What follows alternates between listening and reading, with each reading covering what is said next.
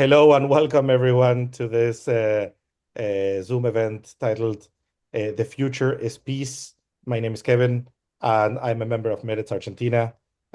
We are part of the organizers together with the World Union of Progressive Zionists, J.M. Blatt, Women Wage Peace, and J. Col. And we are honored to have here Aziz and Maoz Inon will be speaking with us and sharing their inspiring story with the moderation of Yael Siman. And I thank them all. I thank them three, and I thank you all for being here in this important event that we've been wanting to do for a long time.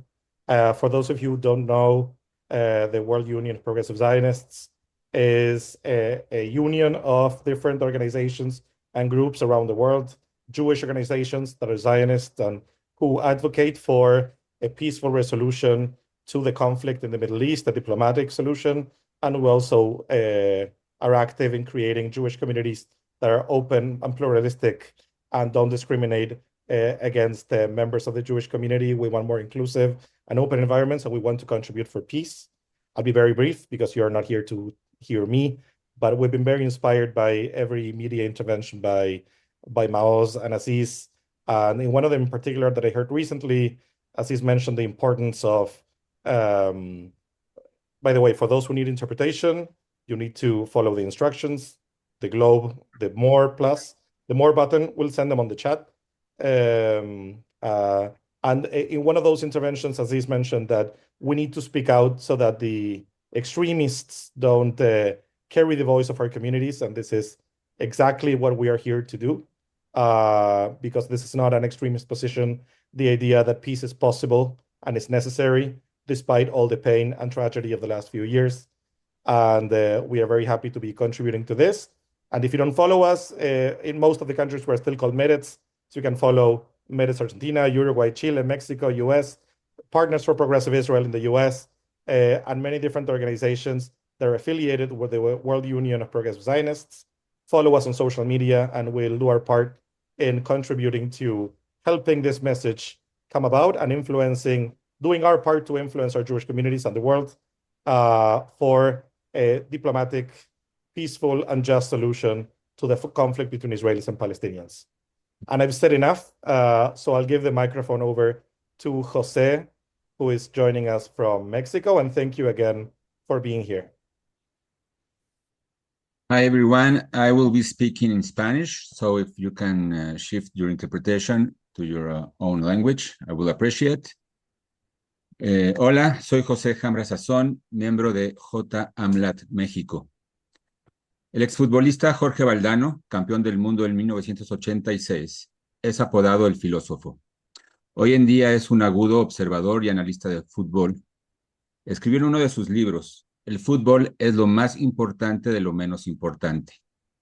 Esta tarde-noche hacemos honor a sus palabras y hacemos una pausa en medio del fervor del balompié internacional para atender un tema en el que, sin miedo a equivocarme, es para todos y todas nosotras de lo más urgente, de lo más importante. Contamos con una gran convocatoria que reúne a personas de más de 20 países en diferentes continentes.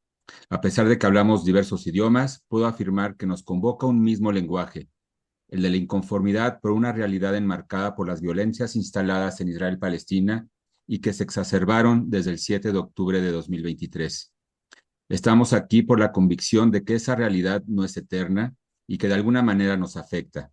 Sabemos también que desde nuestros propios espacios más íntimos y próximos también podemos afectarla a ella. Así lo demuestran Aziz Abusara y Maoz Inon todos los días en cuerpo y alma. Haciendo eco de sus palabras, no es el momento de quedarnos callados. Hacerlo implica resignación frente a las voces más extremas, muchas veces de carácter fascista, que hoy monopolizan los espacios de poder en Palestina e Israel. Bajo la premisa de convocar miradas afines en América Latina para reconectar con los sectores de la sociedad israelí con los que coincidimos en valores democráticos y humanistas, es que hace una década se conformó J. AMLAT, Judíos Latinoamericanos Progresistas por la Paz. Nos motivó la necesidad de ejercer nuestra libertad de expresión como parte del pueblo judío en relación a la realidad sociopolítica de Israel así como al conflicto israelí-palestino. Entre otras cosas, buscamos contribuir a la construcción de paz entre israelíes y palestinos, expresada primero en pasos definitivos hacia un acuerdo político y segundo, en el respeto permanente por los derechos humanos y ciudadanos, la justicia social y las relaciones igualitarias para todos los habitantes de Israel-Palestina. Nuestro activismo con presencia en Argentina, Brasil, Chile, Israel, México y Uruguay nos llevó a integrarnos a J-Link, la Red Internacional de Movimientos Judíos Progresistas, una de las instancias convocantes a este encuentro. A través de J-Link hacemos sinergia con movimientos afines en Estados Unidos, Canadá, Australia, Sudáfrica, el Reino Unido, Italia, España, entre otros países europeos. Como J-AMLAT y desde J-Link, logramos articular y dar luz con decenas de movimientos sociales y organizaciones en Israel-Palestina, como Mujeres Activan por la Paz, Women Wage Peace, que también hicieron realidad esta tarde. Nuestra especial admiración a ellas, las mujeres que activan por la paz, por su liderazgo para abrir brecha e iluminarnos el camino a miles de activistas en Israel-Palestina. Nos contagian de su vitalidad y coraje. Así, resonamos con voces afines en un camino cuesta arriba que insistimos recorrer. No es terquedad, es convicción de que podemos aportar para construir una realidad diferente a la actual. Quedarse callados es dejar el micrófono a las voces que encarnan la destrucción y la atrocidad en Israel y Palestina. Desde J-AMLAT, expreso nuestro agradecimiento a Kevin Ari Levin, que encabeza Meretz Argentina, por su empuje y dedicación para coordinar este evento.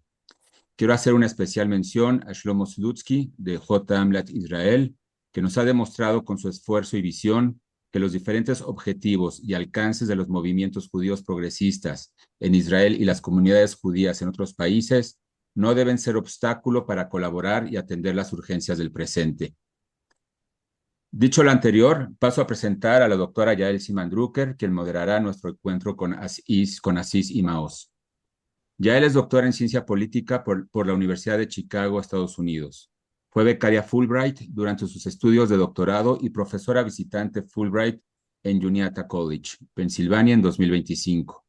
Es miembro del Sistema Nacional de Investigadores de México y actualmente es profesora investigadora en el Departamento de Ciencias Sociales y Políticas de la Universidad Iberoamericana de la Ciudad de México. Es coautora del libro Victim Activists in Mexico, Social and Political Mobilization Amid Extreme Violence and Disappearance, publicado por Lexington Books en 2024, y coautora del artículo From Europe to Mexico, The Unexpected Journey of 30 Jewish Families Escaping Nazism, Holocaust and Genocide Studies, publicado también en 2024, y coeditora del volumen Holocaust and Latin America, Migration, Resettlement and Memory, publicado por Macmillan en 2025. El año pasado también coeditó un número especial sobre Medio Oriente, el 7 de octubre y la guerra en Gaza, en la Revista Mexicana de Ciencias Sociales de la Universidad Nacional Autónoma de México. Ha impartido cursos de licenciatura y posgrado sobre violencias, paz y memoria en la Universidad Iberoamericana y otras instituciones en México y el extranjero. Pues muchas gracias. Thanks, everyone. Yael, el micrófono es tuyo. Thank you, Jose, for the introduction. Thank you to the organizers, and a special thanks to Aziz and Maoz for being here with us today. So before I start the conversation with both of you and with the audience, I would like to say that your book, which I have right here with me, you cannot see it because it's kind of shady, but I love the title, The Future is Peace, A Shared Journey Across the Holy Land. I think it should be a required reading in every school and university around the world. It is a remarkable work that speaks both from lived experience and from the heart, while conveying powerful insights about history and memory, healing and reconciliation, peace and justice, equality, and many other very important themes. I would also like to honor the memory of Taisir, Bilha, Yacobi, and all the victims of the Israeli-Palestinian conflict. I will start with a question, And because not everyone has read your book, or perhaps they haven't listened to your multiple interviews, so this may set the ground for the following questions and also give some context. I would like to ask you if you could tell us a little bit about yourselves, the loved ones you lost, and how you came to dedicate your life to building a path toward peace. Yeah, so buenas noches. Thank you, Yael. Good luck to Brazil tonight because we know that's what we are all waiting for. And thanks for everyone to joining and all the organizer, Shlomo, Jose, and the other, and of course to you, Yael and Aziz. Hi, I miss you. Looking forward to see you on Saturday in Florence, Italy. Um, so I'm speaking from my hometown for the last 20 years in Binyamina. It's in Israel, halfway between Tel Aviv and Haifa on the coastline. And that's the last place where I spoke to my parents, Bila and Yaakovi, on October 7th, early morning. I spoke to my parents who lived only 200 meters from the wall that was literally shadowing their house, the wall between between Gaza and their community, Netiv Asara, which was the closer community, is still the closer community to the Gaza border. And after speaking to my father at 7:30, telling him that I'm just getting dressed and drinking my coffee, he told me that they are in the safe room, that the war just started, and that they can hear the shooting, the shouts, the bombs, and the sirens. And I could hear my mom in the background, so I told Daddy, "Tell Mom that I love her, I love you, and I'll call you in few minutes." And few minutes after, when I called my father again, there was no answer. I tried to reach my mother, and there was no answer. So I woke up my three sisters, my young brother, and through the day we tried to reach them, their neighbors, people from their community that we knew, but no one picked the phone till 4 in the afternoon. And that's when one of their neighbors, answered us, and we told him, just tell us what's going on. Tell us what's happening. We don't need you to come here. We don't need you to soften the message. Just tell us what's going on. And he told us. He told us that my parents' house is burned to ashes and that there are two bodies inside.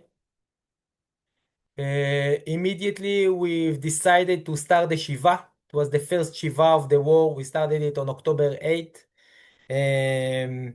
And on the second day, every day of the Shiva, we opened just the five of us, sitting together, holding hands and crying. And then hundreds of people would come offering their condolences. And on Monday morning, my young brother Magen told us that we must make a family decision, a family choice. And he wanted this choice to be that we are rejecting revenge. He told us we should not avenge or call to avenge the deaths of our parents. It's not going to bring them back to life. It's only will escalate the cycle of bloodshed we, Palestinian and Israelis, been trapped within for a century, and we must choose an alternative, a different path. And only 2 days after, I received a message from Aziz. Aziz and I met for 10 minutes back in 2014 in Jerusalem, and we become very good friends, but only in Facebook. We haven't met each other since that meeting in 2014. And Aziz on Facebook Messenger offered his condolences and said and wrote to me that he's standing with me and with my family in this tragic moment. And in the last 2.5 years, it's nearly 3 years, we've been working together. We co-founded Interact International with the mission and vision to bring peace to the region by 2030. We co-authored The Future is Peace. And thank you, Yael, for for what you said. And now, and again, I keep saying it every time when I'm so honored and so privileged to be able to say that on October 7th, I lost not only my parents, I lost childhood friends, I lost people I knew my entire life, but I won Aziz. I won Aziz as a brother, and I miss you, brother, and I love you.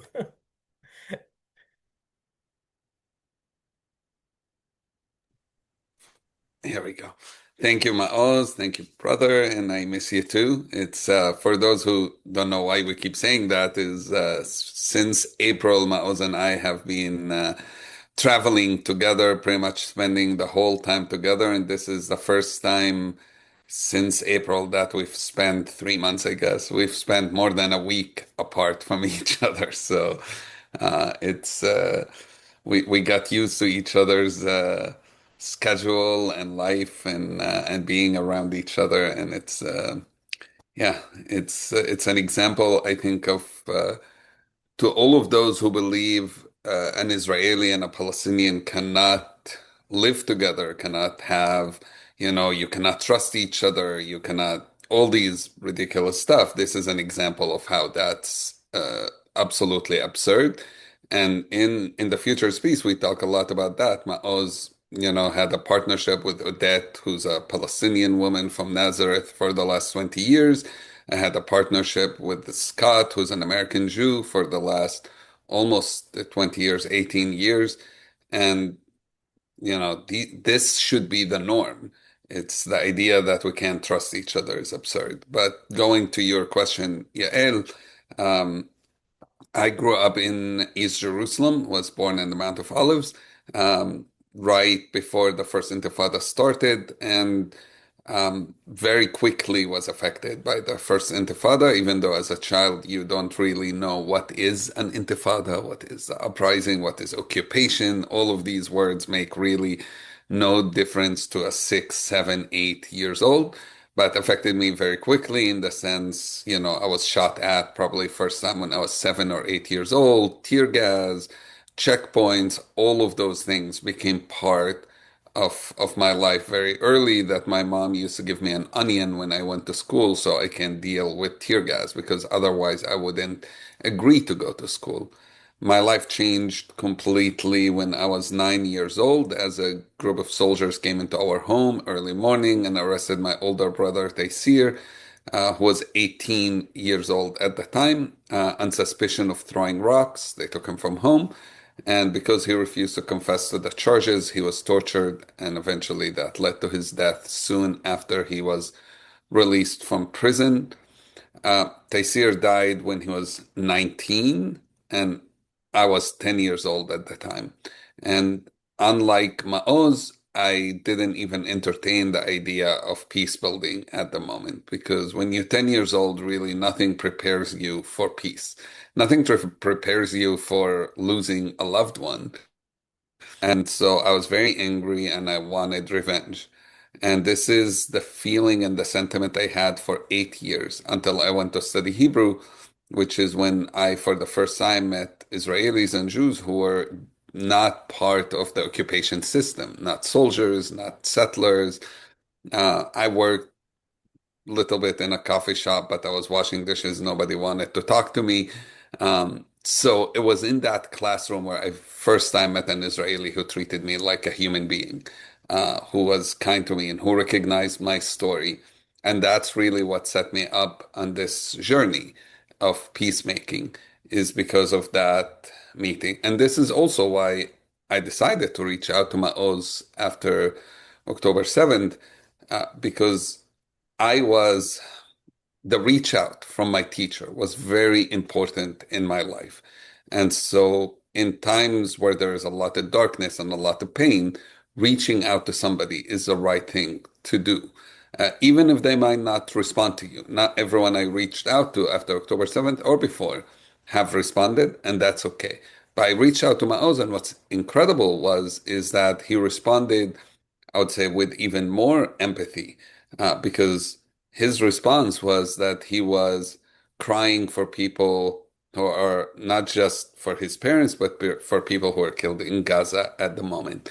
And for somebody to say that literally days after going through an unbelievable tragedy, that's incredible empathy. And that's the model that we should all follow. And I think that's a challenge we put before people in the future peace. So when Maoz says he's proud to call me a brother, it's likewise. I think the reason for that as well is neither of us feel our loyalty is to blood and flesh in the sense, oh, well, if you're born Jewish, then Maoz has loyalty just to you first. And if you're born Palestinian, then you have my loyalty, but rather to values, values of equality, of justice, of peace. That's what brings us together, and that's what unifies us, and that's what makes us brothers. Thank you to both of you. You are very inspiring. So now that you mentioned that message that Aziz sent to you, Maoz, and how you responded, I wanted to ask you, well, to me, that shows a remarkable moral clarity on your part, amazing humanity and strength in both of you, in addition to empathy, of course. So is that how you see yourselves? So for It's a good question, but I don't know how to answer. Again, I speak just for myself. I see myself as a peacemaker. My mission in life is to make and create peace between Israelis and Palestinians, Jews, Muslim and Christian, and hopefully for the entire humanity. And it's based on the legacy of my parents, the way they raised us and educated us, even though they themselves they weren't peace activists, but they believe that everyone should and are equal, that we should treat with respect everyone, regardless to his religion, race, color, economy situation. Everyone are equal, and this is exactly how we should treat everyone. And I keep saying that, and in the first interviews after October 7th, I say that publicly that nothing can prepare you for such a tragedy, to lose your parents, people you knew my entire life, childhood friend. But then I realized after a few weeks that I was prepared, that my parents did prepare, not just me, but my siblings, because we are all five of us are now become peace activists and reconciliation and working in reconciliation between Israelis and Palestinians. And it was my father who was like Aziz's father. We are both sons of farmers. There are we also saying I'm saying that this brotherhood was meant to happen. It's we were walking in parallel life through our parents and the journey we took, each one in a different place, that brought us to believe that we should not divide ourselves between Israelis and Palestinians, but by those who believe in equality, justice, and peace, and those who don't yet. And through our tourism entrepreneurship, and my father, who was the best farmer in Israel, he it doesn't matter how catastrophe was the season before, if it's because of drought, floods, insects, wildfire. He would always tell us, yes, this season is catastrophe and we're losing a lot of money, but next year I'm gonna sow wheat again. And he was doing it for 58 years, sowing wheat in the Negev, the Israeli desert. And he was keep telling us, I would learn from my mistake. I will consult with other farmer. I will get the best seeds. I'll fertile the land. I will open it for the rainwater to come, and I will sow next season, not with prayers and not with belief. I will sow knowing that next year will be better. And this is exactly what we are doing now. We know that the future is going to be better because we learned from our history. We learned that all conflicts end in the end. It doesn't matter if they are in the Middle East, in South America, or Europe. All conflicts end in the end, usually in the same terms we were able to achieve before the latest bloodshed. And we should ask ourselves only when and how many lives will be lost. It's too late for Taisir, it's too late for my parents, it's too late for many, many others, but it's not too late for the 4 million people living between the Jordan River and Mediterranean Sea. Half of them are Israelis, half of them are Palestinians. So what we are doing now is basically, what I'm doing now is I'm following the legacy of my father, knowing that the future is going to be better, but also realizing that it's up to me. That we have the agency to change the future. We cannot wait for politicians, for generals, not even for the Messiah or the prophet. We should all act as we are the prophets and achieve a lasting peace and justice as soon as possible.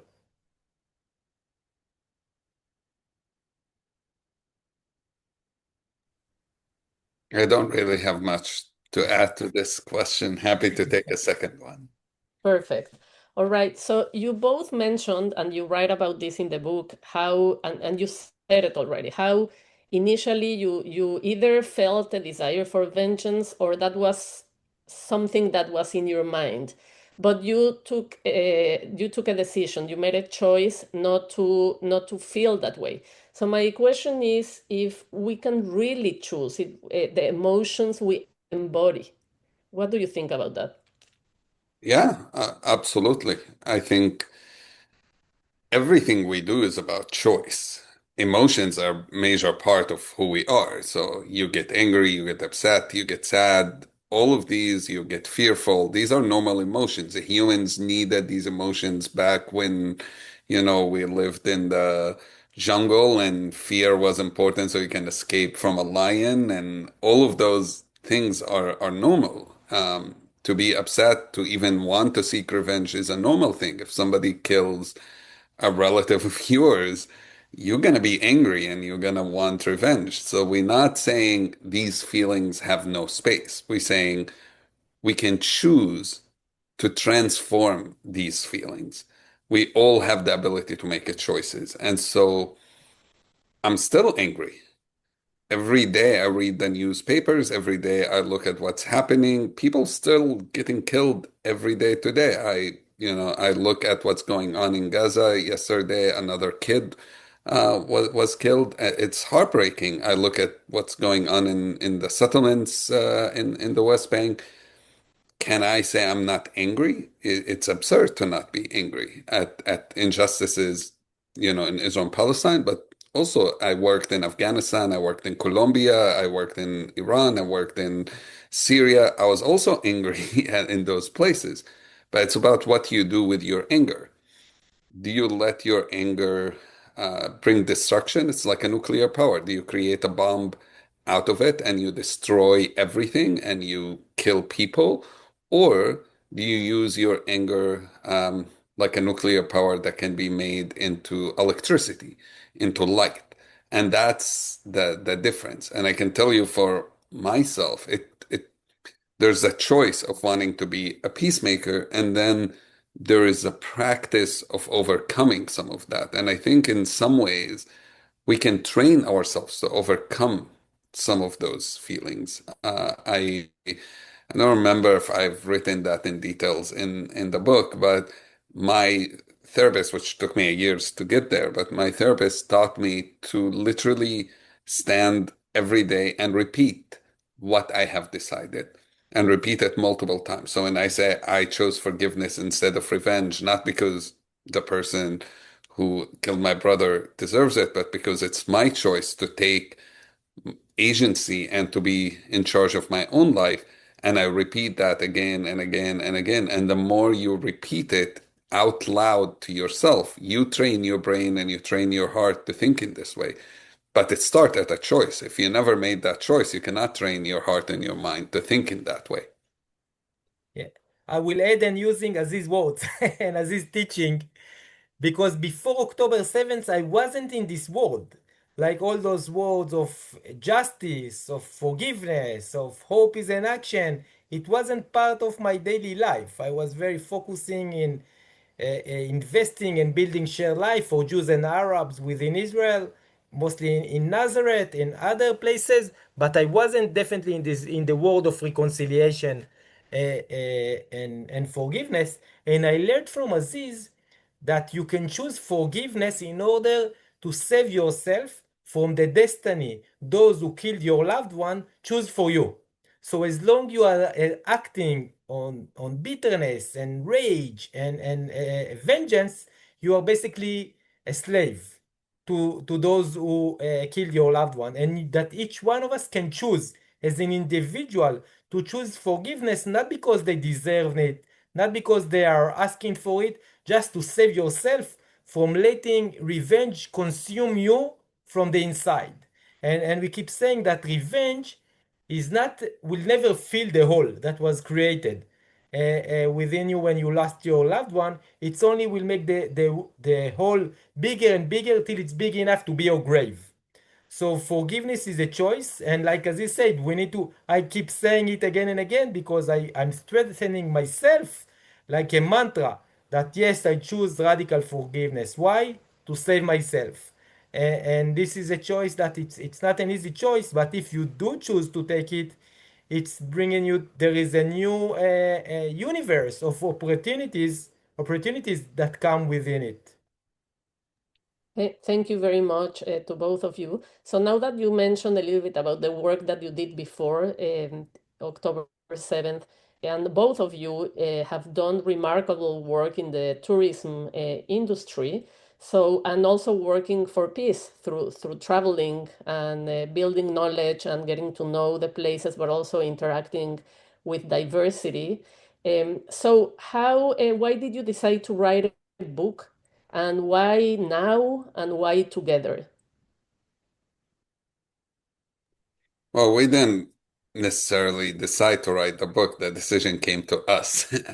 After we did our TED Talk, Doug Abrams, who is an incredible writer and book agent, approached us at the TED conference and told us that he thinks this could be a great idea for the two of us to write the book. And within a couple of months, we worked on the idea, which because both of us coming from travel, is that it would be a travelogue in which we tell the story of the land, we tell our own personal stories, we tell the story of conflict, we tell biblical stories. And most importantly, we don't stay there. We also tell the story of the future. How can we get to the future? And so that's how it worked. And we quickly, within I think a couple of weeks after we finished writing the proposal, we had an incredible offer from Crown Publishing House, one of the most prestigious, if not the most prestigious, in the United States. Right now, it's already been translated to French. It will be out in German soon. It will be in Portuguese also by January or February. It will be also in Italian, and we're speaking to publishers in Spanish and hoping also Brazilian Portuguese will come soon. So it quickly started rolling. Why write a book? I think it's one way to reach a lot of people. We have tens of thousands of people who have already read the book. And that's an incredible way to reach people. And you reach people at a deeper level. Like this conversation is great. But what we can talk about in this conversation is not at the level of details. Like I see a lot of questions coming and we're not going to probably be able to answer all those questions now, but in the future's piece, we answer most, if not all these questions. And that's the beautiful thing about the book format. You can go into details. We go into details about our personal lives, our emotions. We go into details about the political structure of what's happening, about what's going on in the West Bank, about Nazareth, about our vision for the future, about our families, about so many things that there's no way we can do in a talk. And that's why a book is very important. And I would argue it's timeless in some ways. It's good today and it's good next year and it's good in 5 years and it's good after there is a peace agreement. This is the steps how we got there. So there's something powerful about the book format. And Maoz usually always say we both love books. We both read a lot. And we wanted the book not to read just as a political analysis, which some people were maybe disappointed it's not. But we didn't want a political analysis book because I think there are great political analysis books already that exist. The world didn't need another book from the two of us on here is our political analysis of the two-state and one-state solution, because there are some incredible ones that are already out. Instead, we wanted a book that reads like a story, like a novel, that really touches people's emotions, because arguing only facts doesn't really transform people, but we wanted to also get the emotions, the stories, and to present the two narratives as we're doing this story and do it in a journey because that's what we know how to do. Yeah, I can add that the Future is Peace is an 8-day journey that you, the readers, are invited to travel with Aziz and with myself. And each day is a chapter, and each chapter is taking place in a different location. And as we are sharing Greek mythology, biblical stories, ancient history, the stories from the 100 years of the conflict, our personal life, loss, pain, suffering, healing, and forgiveness. And we're also speaking a lot about the future. And we meet many other people that also share their own stories. And we weave it together into one very powerful story, one powerful journey, one very powerful book. And together we are transforming revenge into reconciliation. And we use a lot of poetry as we go. So Palestinian poetry, Jewish poetry, Israeli poetry, like poetry from Ireland and other places, we're transforming trauma into healing and despair into hope. And this is again, and the working on the book was a great experience for us because we literally done an 8-day journey in September 24 where we both were on the journey, meeting the people, visiting the land, the location, and then working on writing it. And we've done so much research into our own, when I'm saying our own, our families, our people, into faith, into spiritualism, into history. So it was very knowledging, we gained a lot of knowledge, not just about each other, but again, I can say mostly about ourselves. And I think this is it changed the writing, and after that reading, the future is peace, change ourselves. Thank you so much. I have to say that after reading it, you make us want to go with you to all of these places. So that would be wonderful. So Which I have to say, you can. I mean, we already have a trip in October that's full. That's Maoz and I are leading. But we will be announcing another one in the spring. And hopefully, at least once a year, we'll try to do a trip where people, maybe even more, where people can join us, either the two of us, or we were even discussing joining some of the people who are in the book into the journey around the book. So you definitely can. And if you stay tuned with the futurespeech.com, the website of the book, will keep posting the new dates for that. So I hope to that is see you on the trip. Oh, that is so wonderful. And you do learn a lot about even like geography. And of course, you bring in poetry, which is so powerful, and all the characters that you describe. And those are like windows into other people. So it is very, very beautiful and very powerful. So I am sure people want to know what does peace mean to you?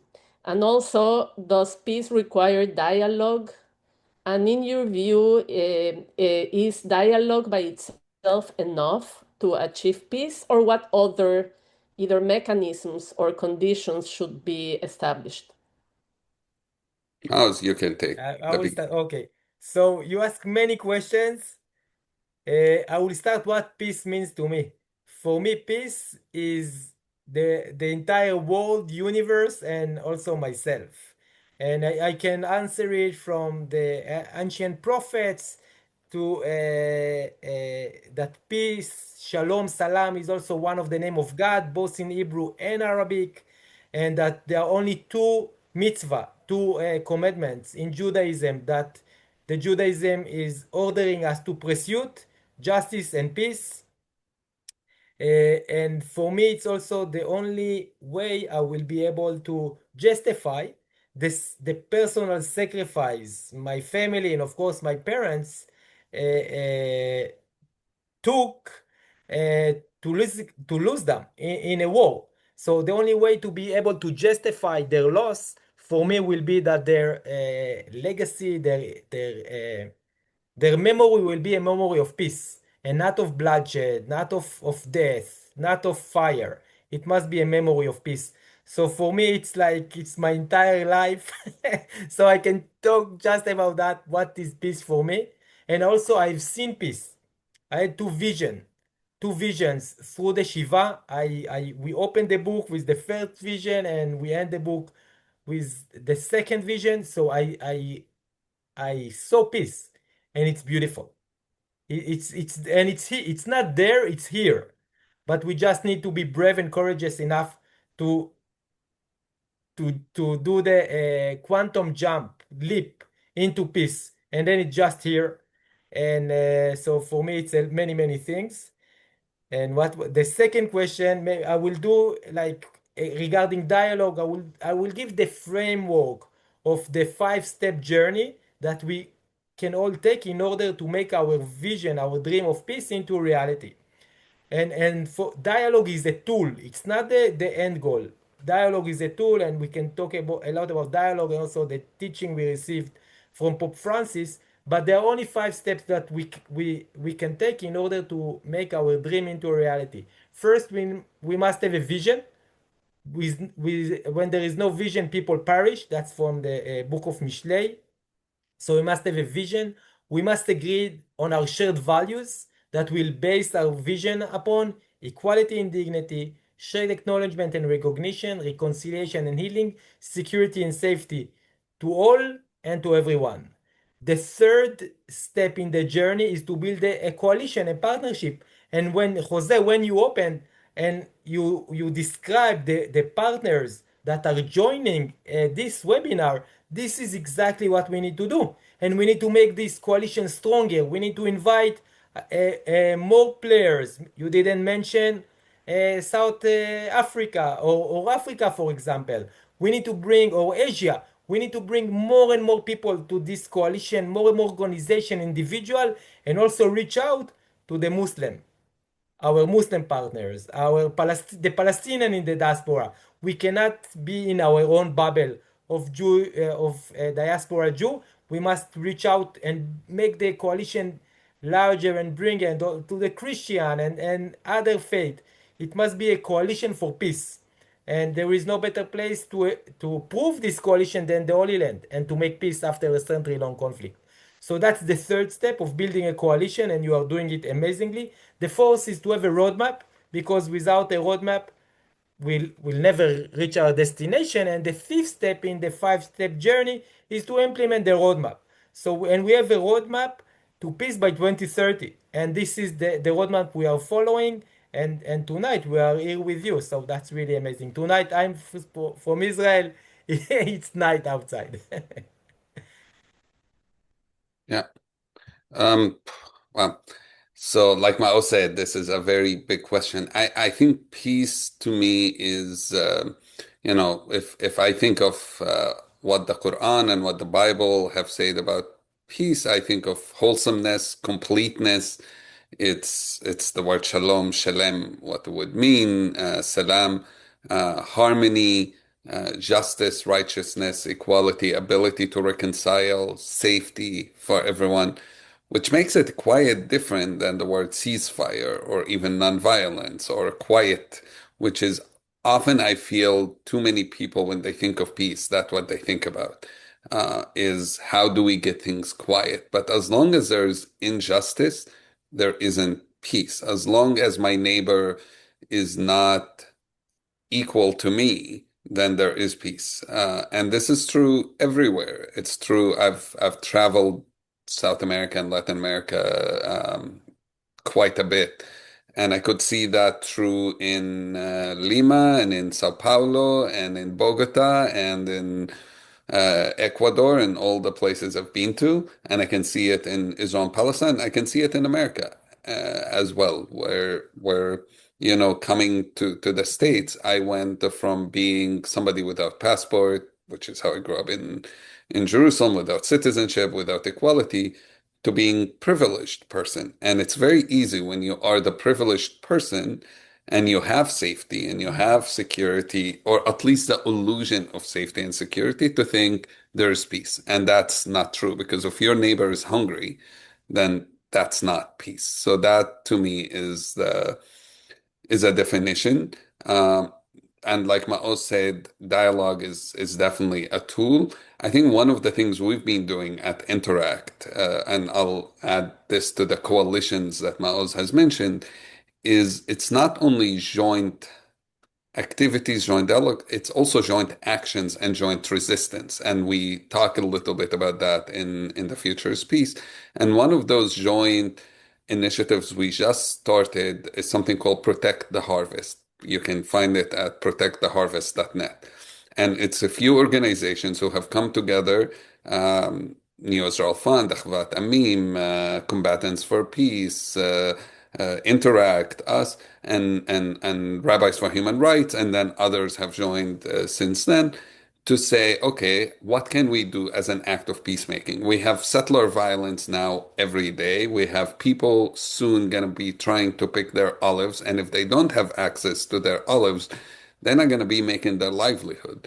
So we decided we want to invite people to come and help picking olives from all over the world. Whether you're in Europe, in America, in Israel, and wherever, you're Jewish, you're Muslim, you're Christian, come and join to help pick olives. And that's an example of action in peacemaking. It's not only a sentiment. Peace is not only a sentiment, it's action. And it's not always an action that just we meet in a conference room and we hug each other and we have a good conversation. It needs sometimes to be an inconvenient action to those in power. I'm sure people in the government not going to be happy with this. But you can imagine when you have, I'll focus on the Jewish because I'm talking to Jewish groups, having hundreds of Jews, who knows, maybe more, coming and spending time with Palestinians, and you have soldiers and settlers who might be unhappy about that, might even try to sabotage it, hopefully not, but even attack the community. That shows that one, that builds trust. Palestinians who see that Jewish community coming to help them, standing up to people who using their religion for violence, and it makes the Jewish community connect to that Palestinian community, creates relationships that we wouldn't have had otherwise, and it sends a message to the whole world that this is not a Jew versus Palestinian, Israeli versus Arab, that it's really based on values. It's those of us who believe in justice and equality and peace versus those who don't yet. And when we send such big messages, and I really believe the moment we have tens of thousands of people willing to take those actions on regular basis, this is going to be over. It's our problem isn't that there aren't enough people who believe in peace. I am fully convinced there are more people who believe in peace in Israel and Palestine and of the Muslim and Jewish communities abroad. It's that to get those people to take action. If you have tens of thousands of people showing up to those kind of events, there's no government can stand against us. And that's what we need to work for. Dialogue is a first step, but as Maoz said, then you build coalition, you amplify the message of that coalition, of that peacemaking. This is what we do a lot in Interact. You legitimize that message by getting people who have influence to support such initiatives and to support such work. We also start working to make peace, to create policy change in the countries where you are. Policies are part of it. I have a good friend who sent me a message recently, and he said, peacemaking should not be political. That is the biggest load of bullshit I ever heard.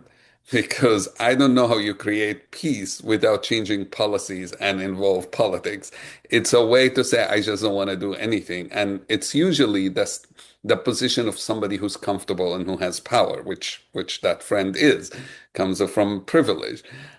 So yeah, it is changing policies, and it is working together to change the will of people on the ground, the political will, so we can affect that policy change everywhere in Israel and Palestine and abroad as well. Thank you so much. Well, Maoz said at some point that you both like difficult questions. I'm not sure I'm able to raise a difficult question given the so many talks that you've given in the past months or year and some months. But I do want to ask you, given that you said that forming a coalition is so important, in the book you also say, use the word movement. I think I've heard you use the word grassroots movement. So the question is whether it's easier, that doesn't mean that it's easy, but maybe easier to gain that legitimacy around that coalition or grassroots movement outside of Israel and Palestine than inside. What do you think about that? We think that we need both. Okay, this is why it's so important for us that the book, and it was one of the questions, will be translated both to Arabic and Hebrew by the end of the year or a few weeks after. So, and some people ask, what are you doing? So again, today I was doing a tour in Nazareth, and I'm speaking. We keep speaking to communities, Palestinian Israelis, also on the ground. And there is also huge demand from this message for what we are doing here, also here. And there are daily peace activity in Israel and Palestine. My second son, who also gave an amazing, very powerful speech at the last People Peace Summit in Tel Aviv. Now they are organizing a youth peace event. So he's in the steering committee of that. So we also believe that we cannot ignore any, but the power that is allowing the conflict to continue, that some of the time thriving over the conflict here in Israel and Palestine, is international power. It's the weapon industry, it's politicians all over the world that thrive and use the polarization between Jews and Muslims, Israelis and Palestinians, to be more popular, to gain more votes. And we say that those policies must stop. And this is so it's important for us. Everyone knows our influence the US, and congratulations to you on your 250th anniversary. To all the Americans that are here in this webinar. So we know how important the US is. We know how important Germany is. This is why it was so important for us that the book will be, the Future of Peace will be published in Germany. But it's important everywhere. And each one of us has a voice, has the agency that if we all working together to really change the reality and shape the future the way we want it to be and to have a just future. So that's where Aziz and when it's important to prioritize, and it's also important to say and for you to know that we are just maybe representing the most. Aziz is the most funniest one maybe in the movement by far, but we are just part of a coalition, of a movement, and they are the leaders. Most of the leaders in the movement are women, not just Women Wage Peace, but also Land for All. It's a 2CO Palestinian women's Palestinian Israeli. The same with the Parent Circle. The same with Combated for Peace. So most of the organization, the peace organization, reconciliation organization, are led by women, and Aziz and I are just part of this movement. Thank you. So I don't know if Aziz, you want to add anything, or we have only a few before we open the conversation for the Q&A. I wanted to ask you about language, because you say something very powerful also in the book about how you don't censor words or terms. I thought that was so compelling. So someone might see or might see and might use the word apartheid wall, and someone else might call the same wall security fence. So I wanted to ask you whether it's possible in terms of peace building to have these words interact or coexist instead of creating a shared language if we want a lasting peace. I think it's both. I think it's definitely good to create a shared language. But in the censorship question that we had in the book, and this is true in engagement, one of the mistakes sometimes I think peacemakers do, or people who engage in dialogue do, is says, I'll engage in dialogue with you, but if you use this language, I will not talk to you. Or if you don't use this language, I'm not going to talk to you. And that's a problem, because what kind of dialogue can you, like, if you already want people to be fully in agreement with you before you even have a conversation, that's impossible. You will never, then you're assuming the world has to transform on its own. So words can be very triggering and can be very hard. Um, but we need to be able to hear what the other person is saying, regardless of what words they are using, and to focus more on the heart of the conversation and on what's their experience, what's their story, what got them to where they are, and how do we move to a better future instead of being prisoners only of the past. Now, this is not saying the past isn't important. Again, it's important we understand each other. It's important we listen to the stories. It's important in the future's piece we talk about the past. But you can't be only a prisoner of the past. You have to allow, okay, we're not going to agree fully in the past. How do we move toward the future? And this is, Miles mentioned somebody asking, what do we do? One of the projects we're doing is exactly that. It's called the Dual Narrative Education Center. You can find it as at dualnarrative.org. And one of the things we're doing is we go to the past. We ask people, if you hear the word 1948, what do you think of? Well, most Israelis will tell you this is the best day of Jewish history in the last hundreds, if not 2,000 years. It's independence, so on. To most Palestinians, this is the worst year of our history, definitely modern history. It's a catastrophe. It's Nakba. And then you move from there. It's important to know how each side view it, and then you move from there. And our next step is going to be about the future. What's your vision? What's your idea of the future? And we're gonna put all of that both online and in an exhibit. So it is very important to know what the other thing, but don't be stuck with that. And I'll end with a story that I'm reminded of. One of the tours Mejdi, my travel company, did was for a group that came and asked for our signature trip, which is two tour guides, one Israeli, one Palestinian, two narratives.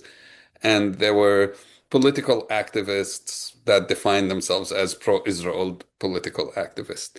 And they were mostly interested in asking questions to the Palestinian tour guide. But they weren't questions of, I want to learn. They were questions of, you were responsible for everything that happened. And so they kept saying, in 1948, you rejected an agreement. 1967, what do you have to say about this? And she told me after a couple of times trying to answer from here's what the Palestinians believe, she realized they weren't interested in that. They were just wanting to play this, here's what happened in the past, and here's a blame game. And after a while, she said, I just decided I'll agree with them in everything. So they said, 1948 is the Palestinians' fault. She said, you're right. The 1967 is the Palestinians' fault. You're right. 1982, 2001, everything is the Palestinians' fault. And she just said yes to everything. And she said, okay, now that you established everything is Palestinians' fault, Israel has done nothing wrong ever in history. So what do we do now? And she said they looked stunned because they never took a moment to think about how to move forward. They just wanted to argue about the past. And what Maoz and I keep saying, well, people want to win those arguments about what this and what that of the past without wanting to make any change in the future, people are dying. There's a heavy price that's being paid. And we can't win an argument at the cost of people's lives. Thank you so much. That is so profound and important. I think we can open up the conversation for the audience's questions. Kevin is going to ask them, but I also wanted to tell you that I could stay and we could stay with you for endless time. And also we would love to meet you someday in person. Shukran, toda raba, gracias. Yael, where are you when you're asking in person? Where do you live? Well, actually, right now I'm in New York City. Yesterday I was in Mexico City, but next week I'll be closer to you. So if it's possible, that would be lovely to meet you in person. Next week, Maoz and I are in Italy, so I don't know if you're closer. Maybe the following week I'll still be close to you. We'll be in touch, Yael. Yes, thank you so much. It's really a wonderful book. Thank you so much. And the work you do, not only the book, of course. Thank you. Hi, I'm, by the way, joining from Buenos Aires, Argentina. And of course, you are more than welcome to come here. I think you'll enjoy your visit if you haven't been here already. I've been many times. Yeah. Yeah. I heard you in London many, many years ago, Aziz. In Limuru, UK, I think. And we have people from all over the world. It was 12 years ago, something like that. It was a long time ago. Very long time ago, but I still remember it. It was very moving. We have a lot of questions from the audience. Hopefully, we'll get to cover a lot of them. The first one is for Maoz. Maoz, do you have any expectations for change regarding the upcoming Israeli elections? Thank you for this question. So we don't have the privilege to wait for the election. There is so much urgency on the ground, and I see some of you. I see Alon Liel, but those of you who lives in Israel or Palestine see the bloodshed that we are living within. We cannot wait for 4 months and then till a new or the same government will be established. We must make peace today. And what I learned from Aziz and from other conflict zones, that many times, unfortunately, those who make peace, the day before they were war criminal and committed war crimes. So we cannot, and so this is why we need to create the political will now. We cannot wait, because by waiting we are losing so many lives. So there is a huge urgency to make peace now. And also 2 weeks before peace agreement is being achieved or signed, usually no one is expecting it to happen. Not the politician, not the journalist, not the educator. They cannot envision that peace is just basically knocking on us, on our door. From the Berlin Wall, from 2 weeks before President Anwar Sadat is visiting Israel for the first time, there was a survey in Israel, and 72% of the Jewish Israelis were against negotiation, not against peace, not against land swap, against negotiation. And then surprisingly, he's coming only 2 weeks after. And the children of Israel are waiting for Anwar Sadat in Tel Aviv, Haifa, Jerusalem, and Beersheba with two flags in their hands, the flag of Israel and the flag of Israel's biggest enemy till the day before. So we are always not more than 2 weeks away from peace. So when we are talking about the election and we don't have a date yet, it's too far away. Too many lives will be lost if we wait. We must create a political will, and with the powerful diaspora Jewish world and the powerful diaspora Muslim and Palestinian world, we can pressure those who are in power now to make peace, not today, but not later than tomorrow.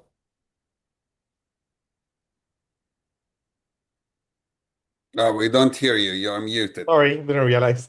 Thank you, Miles, for the answer.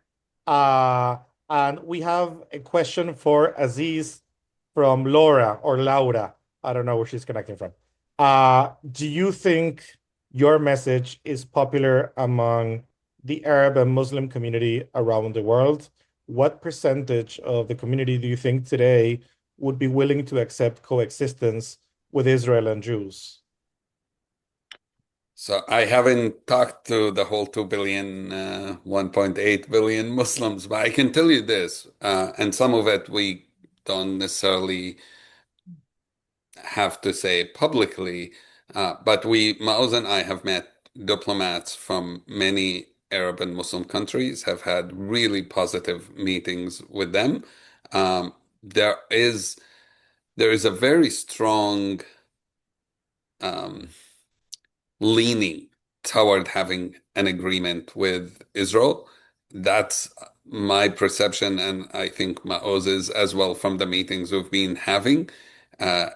It's people not against, it's not that people don't want peace. And I think this is a problem with pollings today, because I'm sure somebody will find a poll that tells me not many Palestinians will want peace, many Muslims will want peace.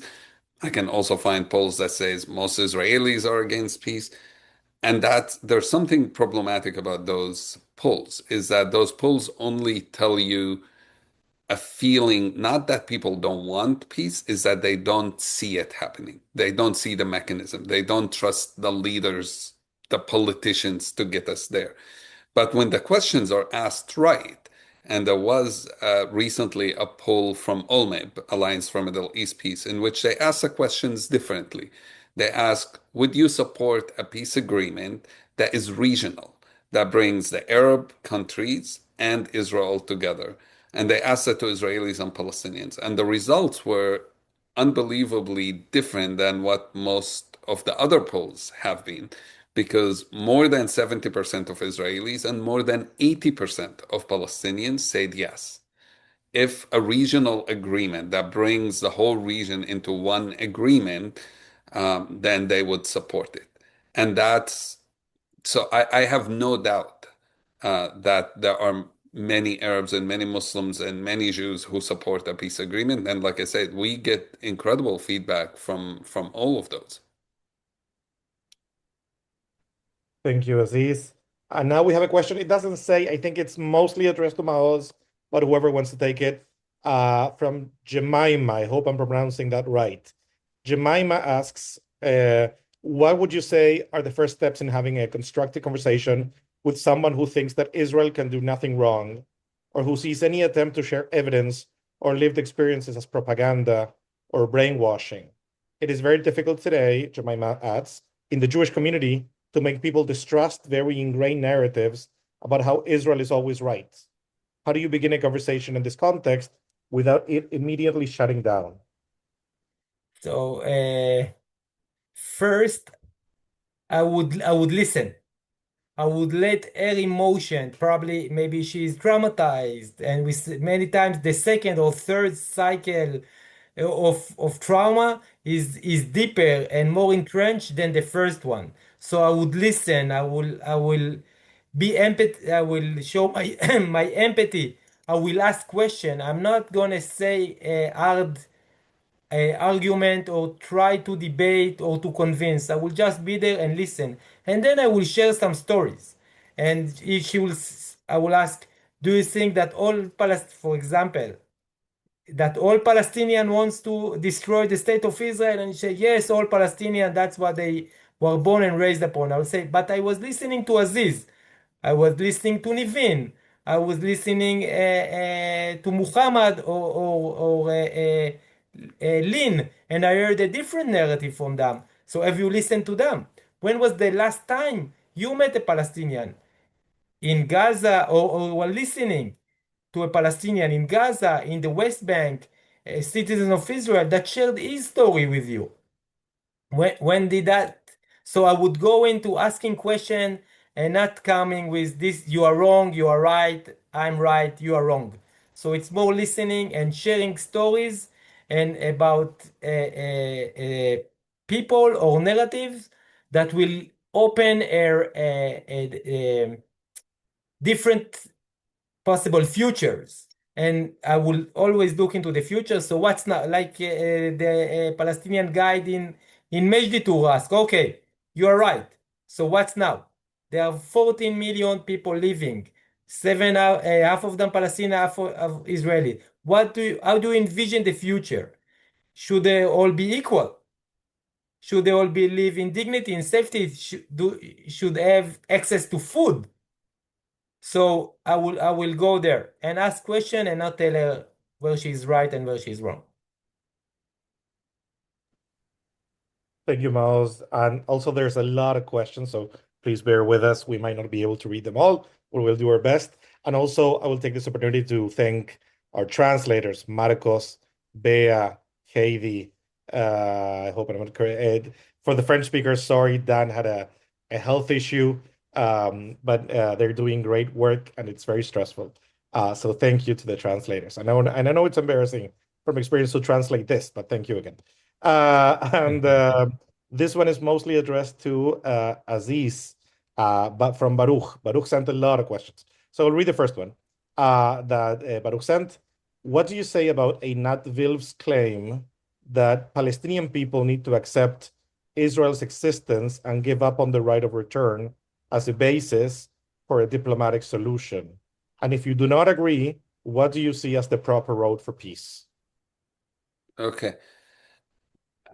I think there are many, so we can take right of return, we can take Israel existence, we can take Palestinian existence, we can take one state, two state confederation, all of these as part of these things. What Maoz and I saying, you should not have any of these as you should accept the other side, right? Obviously, to self-determination, but you should not have anything that says unless you think this, you then we're not going to sit and negotiate. I think all of these ideas should be open and should be brought into negotiations and find a solution. Because the right of return, Maoz and I had long conversations about it, and there is a million way to deal with that. Giving up on the right is not the right way to approach it. It's how do you deal with that, right? Does that mean millions of people move into Israel? Does that mean some of them do? Some of them move into a new Palestinian state? Does that mean, but what if we have a confederation? How would we lead with that?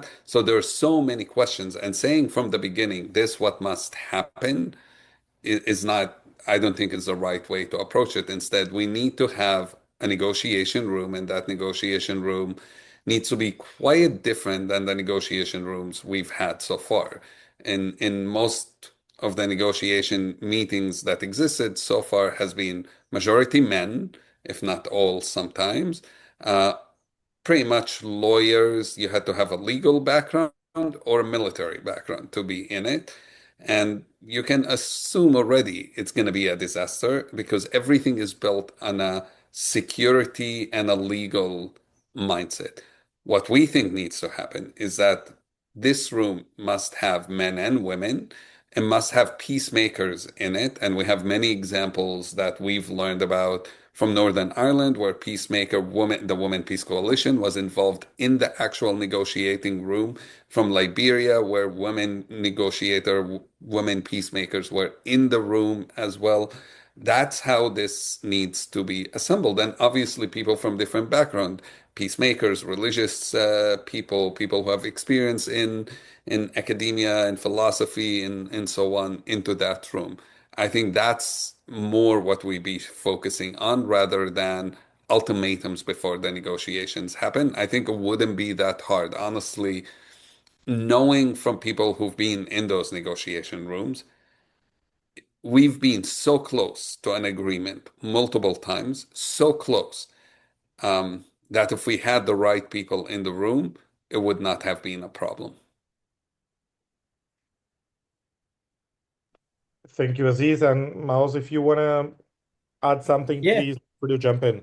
And I will just, maybe I will summarize, but to force any ultimatums before entering the negotiation room, it's exactly like saying if you're not saying that you are anti-Zionist or that what's happening in Gaza in a genocide, if you're saying it or not, I'm not going to dialogue with you. And this is exactly what, unfortunately, Einat Wolf is doing. So I think she's part of the problem. Einat and people like her. She's definitely not the solution. She's not a peacemaker. She cannot envision, unfortunately, she don't have the political imagination to envision that we Israelis and Palestinians should be equal. And if you say something, you are forcing the Palestinian to say something, but you are not willing to say it on your own. So there is no equality, and when there is no equality, there will be no lasting peace, and it's really a waste of time. So yeah. Thank you both. And I'll move on to the next question, which comes from Marissa, who asked in Spanish if you could speak about your view on the current situation in the West Bank, what kind of dangers you see there, and if we could devote some time to talk about the concerning situation in the West Bank. Maybe I can start. I was in the West Bank on a program. It's called Encounter, 4 days seminar in the West Bank that Aziz Mejdi Tours were doing all the logistic. And after it was in summer 2022, and after those 4 days, I wrote an op-ed in the Israeli media, basically saying two conclusions. First is that the occupation is the most invested project in the state of Israel. We are investing more in the occupation, separation, oppression of the Palestinian people than we invest in any other field or place, education, transportation, health. by far, the occupation is the most invested project. And the second conclusion was that it's not sustainable. It cannot last. So if till October 7 we were under the status quo of conflict management, Israel was managing the conflict. There was a cycle of violence from time to time, but no one tried to solve, to dialogue, to create a shared vision for Israelis and Palestinians. And after October 7, the status quo has changed to an ethnical cleansing. What Israel is doing now, and you can listen to Ehud Olmert, you can listen to Boogie Ya'alon, the former Minister of Defense, and the Chief of Staff. They are saying, they are using those words. Israel is ethnical cleansing now, the West Bank and more parts of Gaza. It's now 60% of Gaza being ethnical cleansing, maybe already 70%. And so this is what's happening. And yeah, they are using the settlers, terrorists, as a tool to execute this policy. It's a government policy. It's not by mistake. It's not being ignored. That's the policy of the Israeli government. And all those, like we've been to the Congress few times in the American Congress, Aziz and I. On some of the doors, there is the poster, "I stand with Israel." On the offices of Congress member in the US. So if you are standing with Israel nowadays, you are basically standing with ethnical cleansing of the Palestinian people. Uh, so, and the level of dehumanization of the Palestinian by Israelis, by settlers, by soldiers is reaching the level of dehumanization of Rwanda in the 90s. And if it won't be stopped now, if there will be no sanction, if there will be no accountability, what we're going to witness is something that we cannot imagine. The last 2.5 years, October 7th, will be maybe not a reminder, just a glimpse, can be just a glimpse of what we can experience in the coming days. I'm not talking you next year and our generation, in the coming days, because like peace can happen and become real in 2 weeks from now. Also a massive massacre. So we must act now. This is again why, again, we are working day and night, we are speaking, we are talking, we are acting, because our mission is to save life. Yeah. I can tell you I've been part of a group, and this is one of the things Interact is doing, a group that collect what's happening in the West Bank and letting people in policy positions to know what's going on. And since I started being part of this group, I got to learn a lot more of what's happening in the West Bank, and I cannot even start where to tell you. I mean, just this week, the amount of documentation by eyewitnesses, Israeli eyewitnesses, Palestinian eyewitnesses, cameras, so on, of things that are happening on daily basis. This weekend, there were dozens of cars, houses being burned, literally pogroms, people. And then when the army comes, they come and arrest the Palestinians in those villages and escort the settlers back to their settlements, which in most cases are outposts that not legal even according to Israeli law. They're not just illegal in the sense of the settlements in the West Bank, they're illegal according to that. And to me, people like Anat Welf, which Maoz mentioned, which never really dares to talk about these kind of stuff. To her, Israel can do no wrong. It's all the Palestinians are just quite evil. And for people to watch this and then come to Palestinians like myself and say, so why, and I saw it this week a lot. So why aren't Palestinians not just not willing to, accept Israel existence, which I think most Palestinians are, by the way, but you need to accept Israel as a Jewish state. But the only Jewish state Palestinians in the West Bank see today are the settlers. They're not seeing you sitting in America talking about equality and peace, or in Argentina or in Europe. What they see is people who are very religious, who say we're doing this in the name of our Judaism, coming to their villages and burning them. And then people have the chutzpah to come to them and say, shouldn't you accept Israel as a Jewish state and then things will be good? As they are being told, you need to leave your homes, and the army comes and arrests them when they are being attacked at home. Last week, there was a settler who came to somebody's home in the West Bank and put an Israeli flag on top of it. So this person's his home, his property, went and took it off.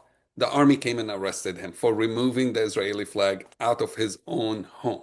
This is the level of craziness going on. Now, if that happened in New York or in Buenos Aires or anywhere, we would call that an anti-Semitic attack and everybody would be up in arms and unacceptable. And yet, nobody even heard about it. There's not even coverage anymore about these things. You don't see New York Times anymore writing what's going on because it's become so normal. It's happening every day. And as Maoz said, the fear we have of where this is going is really terrifying because the level of violence, and when you allow people to carry on violence for long and be protected by it, eventually it keeps increasing. And that's what we see today, multiple attacks on daily basis.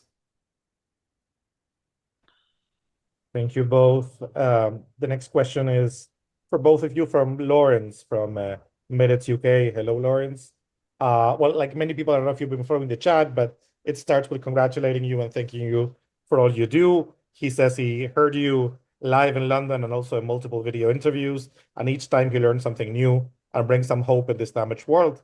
And adds the following question: if you could talk about the pushback that you faced from within your respective communities, how do you address this, and how does your condition as people who have lost loved ones in the conflict move your opponents into perhaps rethinking their position? Again, we are entrepreneurs in our life, also in our nature. So pushbacks and barriers and obstacles and challenges is part of what we are dealing with, not just in peace work, but also in business life and entrepreneurship. And I can say only that when I opened the guest house in Nazareth back in 2005, which was my first step into peace work or shared life initiative, my parents told me, Maoz, we think you are crazy. We think it's gonna fail and you're not gonna make it. But if that's what you believe in, that's what your heart tells you to do, go and do it, even if you are the only one. So I don't care if people say that I am naive, because what history proves that naive are those who believe that bombs will bring quiet, that war will defend, and war will bring security. They are not only naive, they are fools. Because it never worked, not just in Israel, never worked throughout human civilization. So we are the voice of logic, we are the reasonable, we are the pragmatic.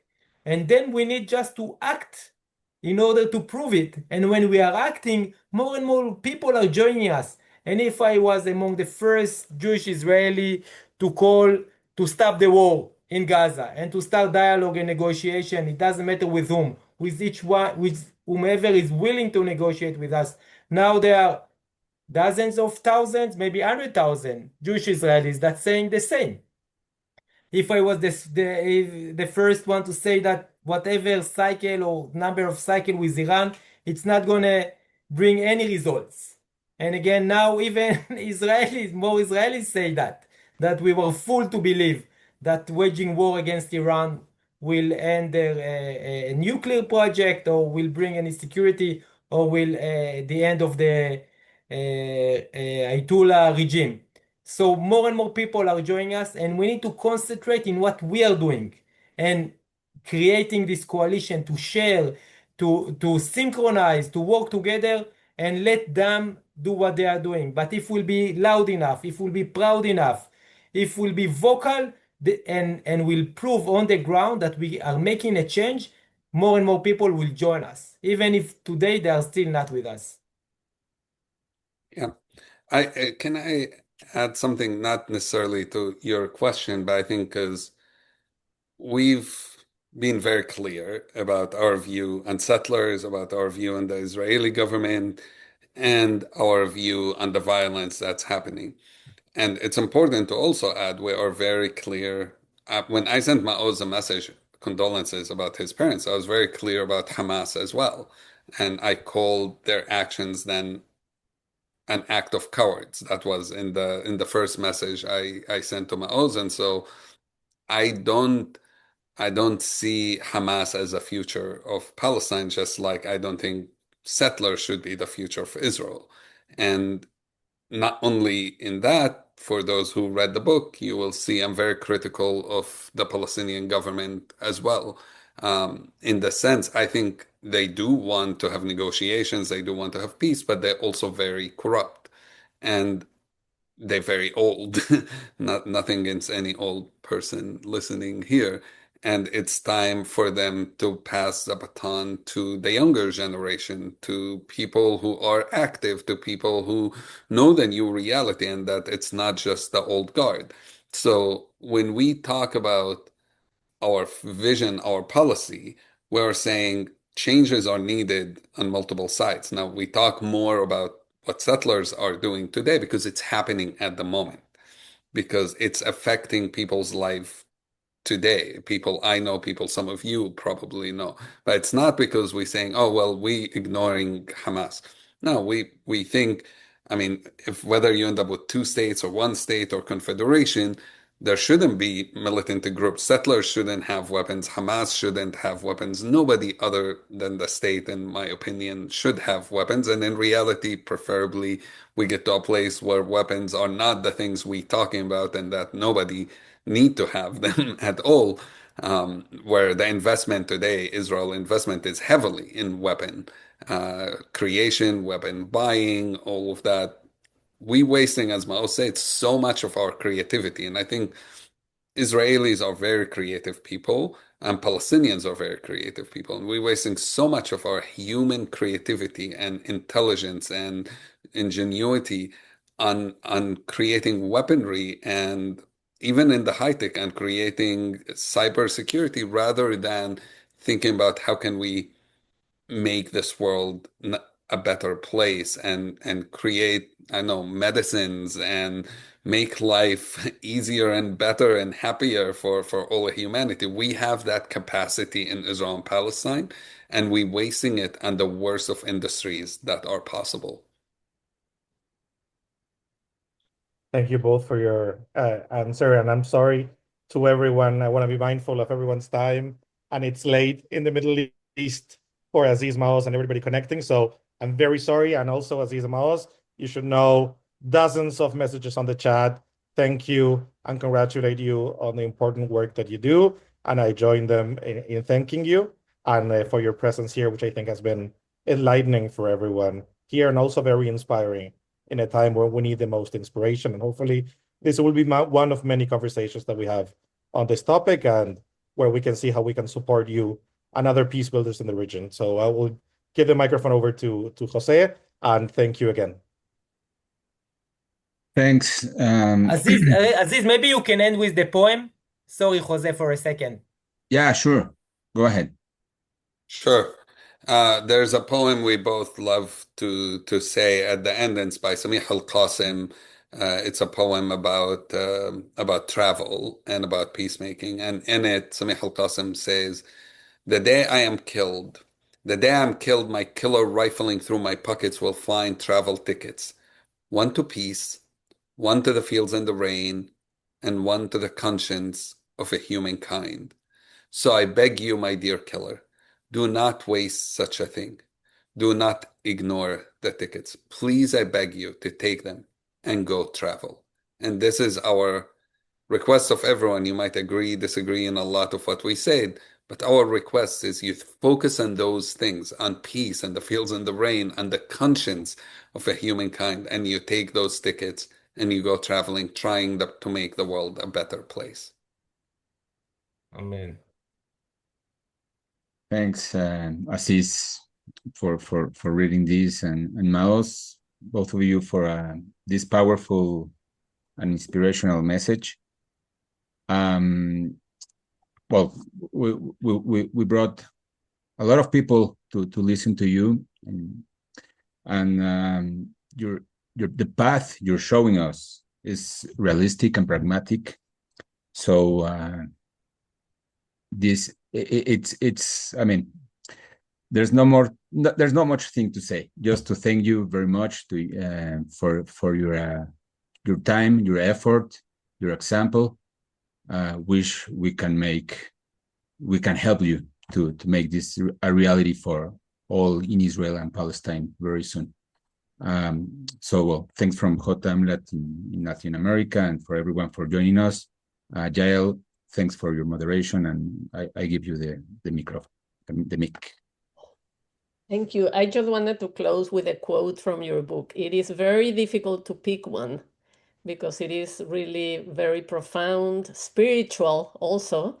But here is the one that I think reflects the essence of what you do and what you convey. On page 60, this is the cycle of trauma and vengeance we are living in now. It's time we stop sacrificing our loved ones for narratives, false or true.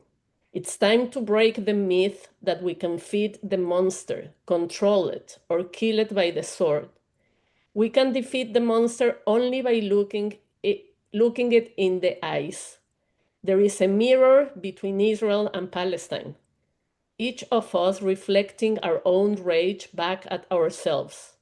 We must break this mirror and look one another in the eye to humanize the other side.